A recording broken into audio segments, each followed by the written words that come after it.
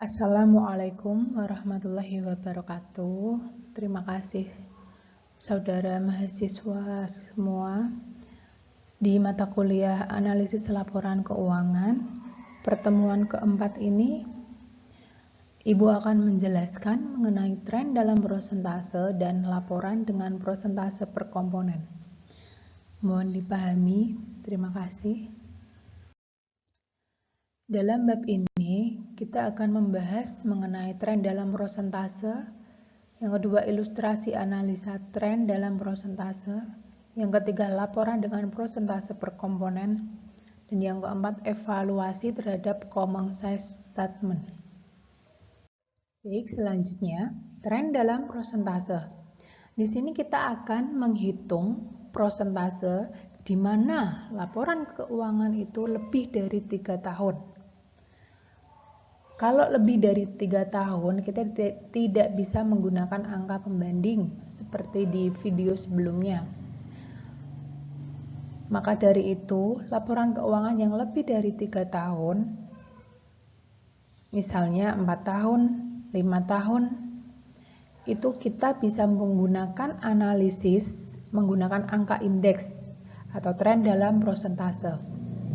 Jadi semua data laporan keuangan itu dari tahun-tahun sebelumnya dan tahun berikutnya, contoh 2015, 2016, 2017, 2018, 2019, itu kita hubungkan dengan angka indeks yang dinyatakan dalam prosentase.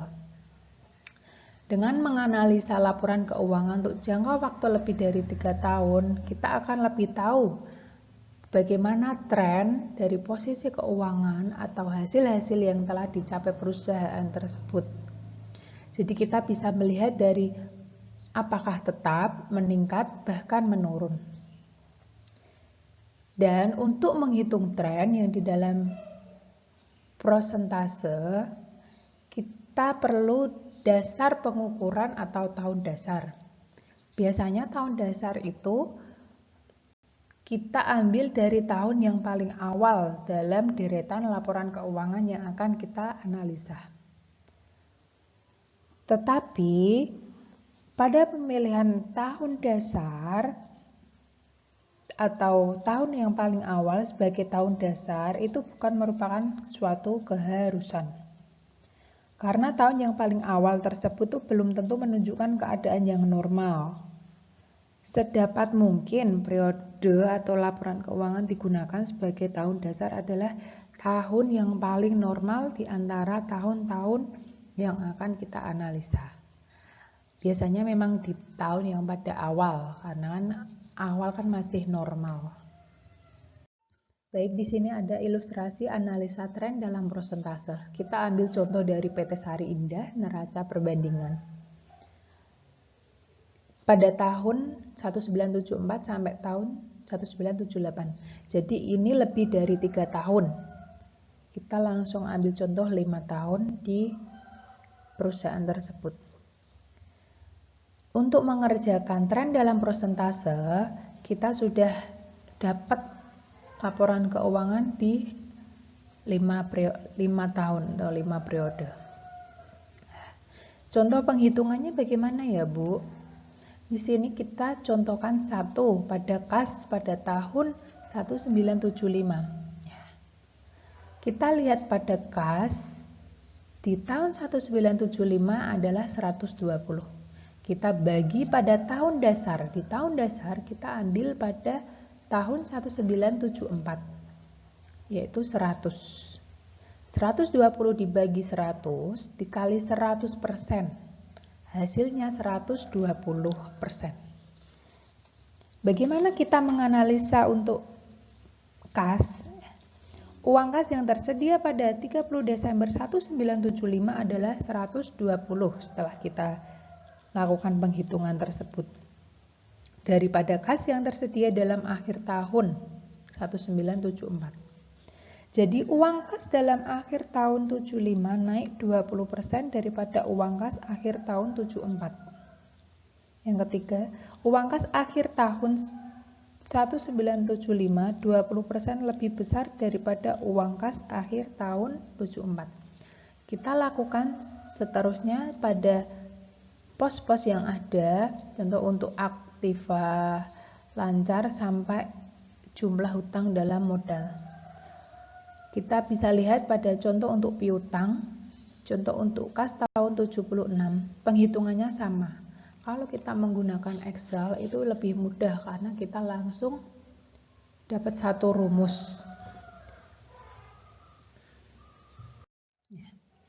Setelah kita mempelajari laporan neraca perbandingan, kita lihat di sini laporan rugi laba perbandingan untuk tahun 1974 sampai tahun 1978. Penghitungannya sama seperti neraca perbandingan di slide sebelumnya. Jadi kita lihat dulu untuk penghitungan prosentase, contoh pada penjualan. Kita lihat penjualan pada tahun 1975 itu 2.860. Kita bagi pada penjualan pada tahun dasar. Kita tahun dasarnya ambil di tahun 1974 seperti slide sebelumnya. 2.800. Kita kalikan 100%, hasilnya 102%. Ini berarti penjualan tahun 1975 adalah 102% dari penjualan tahun 1974. Penjualan tahun 1975 menunjukkan kenaikan 2%. Kenaikan 2% daripada penjualan tahun 1974. Ya. Penjualan tahun 1975 2% lebih besar daripada penjualan tahun 1974. Contoh untuk HPP tahun 1975 adalah 1970, kita bagi pada harga pokok penjualan pada tahun 1974 1940 kali 100%. Hasilnya 101,5. Karena di sini kita ambil pembulatan, hasilnya dibulatkan menjadi 102%. Kita hitung seperti itu sampai penjualan neto. Apabila kita menggunakan Excel itu memang lebih mudah. Boleh kita contohkan langsung nanti menggunakan Excel.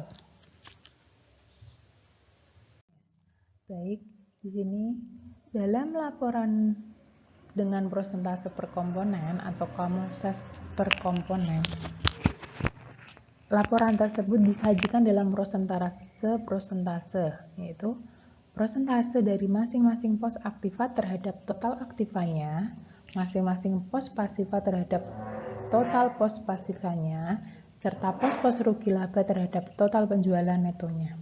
Ya. Maka akan diperoleh suatu dasar atau ukuran umum yang dapat digunakan sebagai pembanding. Laporan yang dinyatakan dalam persentase disebut common size statement atau laporan dengan persentase per komponen.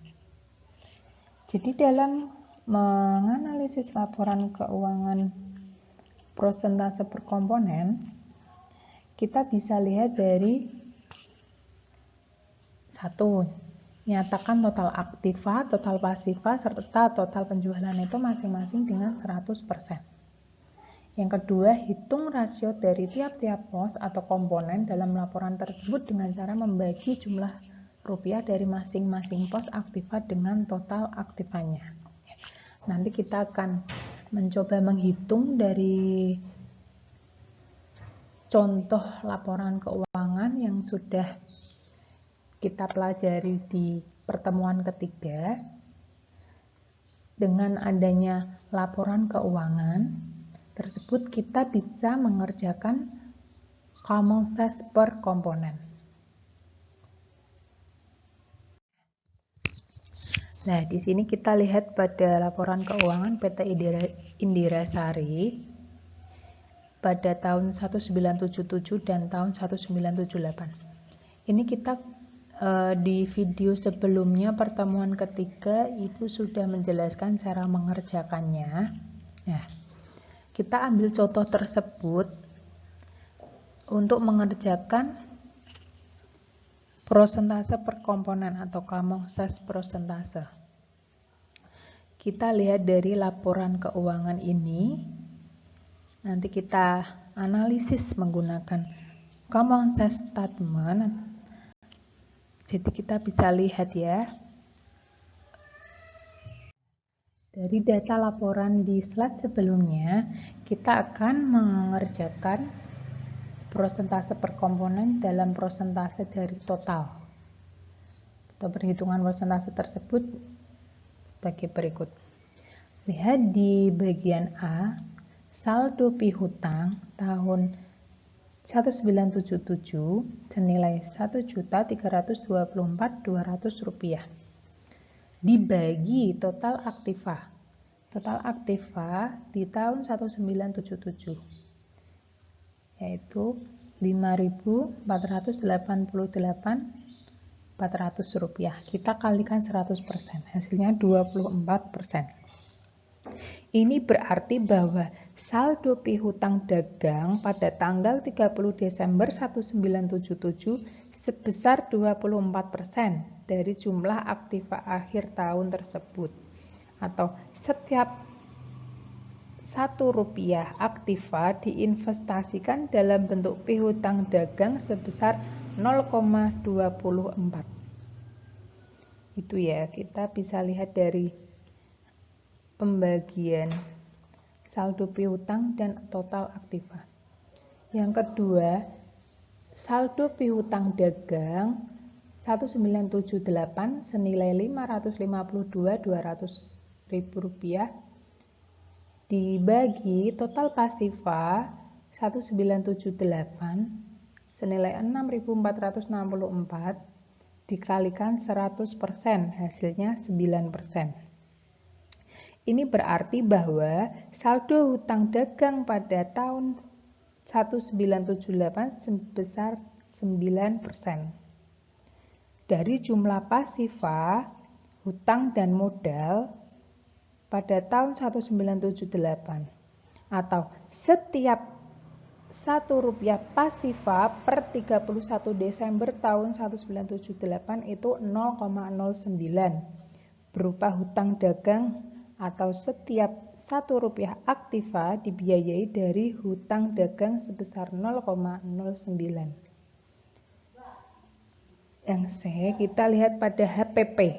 HPP tahun 1977 kita bagi pada penjualan neto, kita kalikan 100%, hasilnya 0,65. Ini berarti bahwa HPP tahun 1977 adalah 65% dari penjualan neto.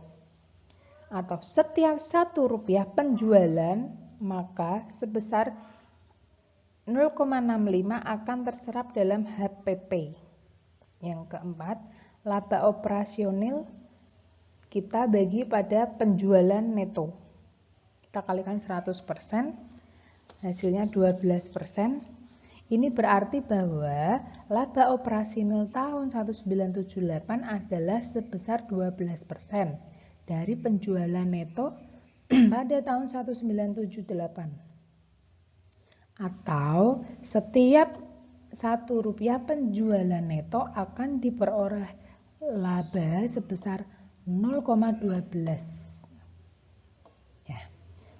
Untuk pos-pos lain yang terdapat dalam laporan keuangan yang bersangkutan dapat dihitung dengan cara seperti contoh-contoh tersebut. Ya, di sini untuk penghitungan common size statement. Ya, pada evaluasi terhadap common size statement di dalam laporan keuangan itu untuk meningkatkan atau menaikkan mutu kewajiban data, kita hitung pada masing-masing pos, tidak hanya dihitung persentase dari jumlah totalnya, tapi juga dihitung persentase dari masing-masing komponen terhadap subtotalnya. Nah, di sini ada contoh laporan dengan persentase per komponen menunjukkan persentase dari total aktiva yang telah diinvestasikan dari masing-masing jenis aktiva. Ya, di sini ada contoh investasi dan total aktiva. Kita bisa menghitung common sense statement, kita tinggal membagikan seperti penghitungan di slide sebelumnya. Hasilnya nanti kita lihat. Di sini terdapat penurunan dalam persentase daripada investasi yang disebabkan total aktiva yang berubah. Bahkan juga data mengalami kenaikan. Jadi pada laporan keuangan contoh ini terjadi penurunan karena kita lihat pada tahun 1971 sampai tahun 1974 total common sense ini terjadi penurunan. Yang kedua, laporan dengan cara ini menunjukkan distribusi daripada hutang dan modal. Hutang dan modal menunjukkan sumber-sumber dari mana yang kita investasikan dalam aktiva. Contoh, hutang obligasi dan total pasiva.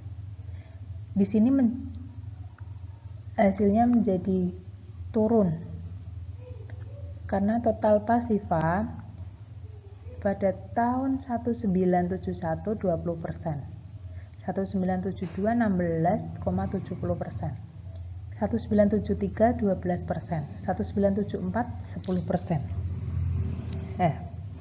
Hal ini disebabkan karena total pasiva atau hutang dan modal bertambah dengan rate yang lebih cepat dari bertambahnya hutang obligasi, maka hasilnya menurun.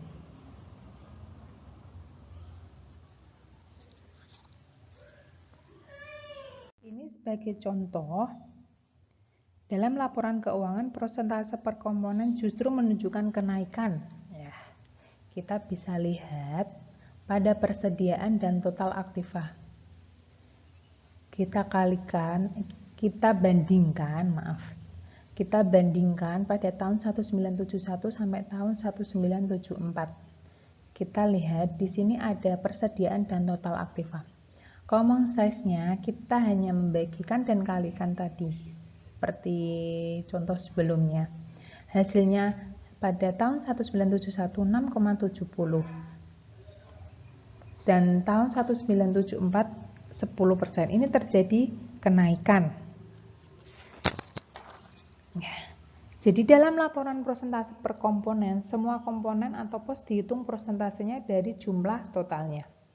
Tetapi untuk lebih meningkatkan atau menaikkan mutu kualitas data, maka masing-masing pos dan komponen tersebut tidak hanya dihitung persentase dari jumlah totalnya, tapi dihitung dari masing-masing komponen terhadap subtotalnya.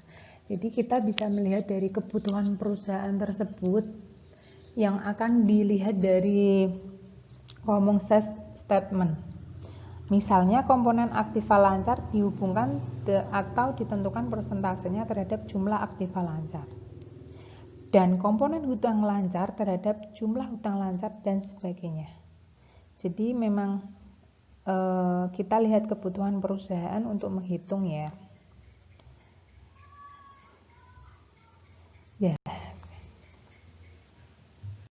Baik, di sini kita bisa melihat laporan keuangan persentase per komponen dari persentase subtotal dan persentase dari total. Kelihatannya susah ya, tapi sebenarnya ini kalau kita sudah tahu cara untuk penghitungannya itu sangat mudah. Kita bisa menggunakan Excel untuk lebih akurat datanya karena kan ini memang penghitungan dan ada rumusnya. Jadi kita lihat pada persentase dari subtotal pada tahun 1977 dan tahun 1978. Nah, kita bisa melihat di tahun 1977 pada kas kita hasilnya 16. Itu dari mana? Dari 545.500 kas di tahun 1977 kita bagi pada jumlah aktiva lancar 3.366.900. Kita kalikan 100%, maka hasilnya 16. Pembaginya hanya subtotalnya saja. Jadi di sini pembaginya jumlah aktiva lancar Kalau kita lihat dari persentase dari total pada tahun 1977, hasil pada kas 10. Itu kita pembaginya dari jumlah aktiva, jumlah semua. Jadi contoh, kas tahun 1977 554.500 kita bagi pada jumlah aktiva yaitu 5.489.400, kita kalikan 100%, hasilnya 10. Dan seterusnya pada pos-pos yang ada. Dan untuk hutang dan modal sama. Persentase dari subtotal pada tahun 1977 di hutang dagang itu 59. Itu dari 655 kita bagi pada jumlah hutang lancar, yaitu 1.117, maka hasilnya 59. Dan persentase dari total pada tahun 1977 di hutang dagang hasilnya 12, itu dari hutang dagang pada tahun 1977 655.000 kita bagi pada jumlah hutang dan modal. Seterusnya. Jadi kita bisa lihat persentase dari subtotal dan persentase dari total. Tuh. Perbedaannya hanya itu pembaginya, di pembagi. Kalau subtotal kita membaginya di subtotal jumlah aktifannya. Kalau dari total, total semua jumlah aktiva. Terima kasih, semoga video dari PowerPoint ini bermanfaat untuk semua.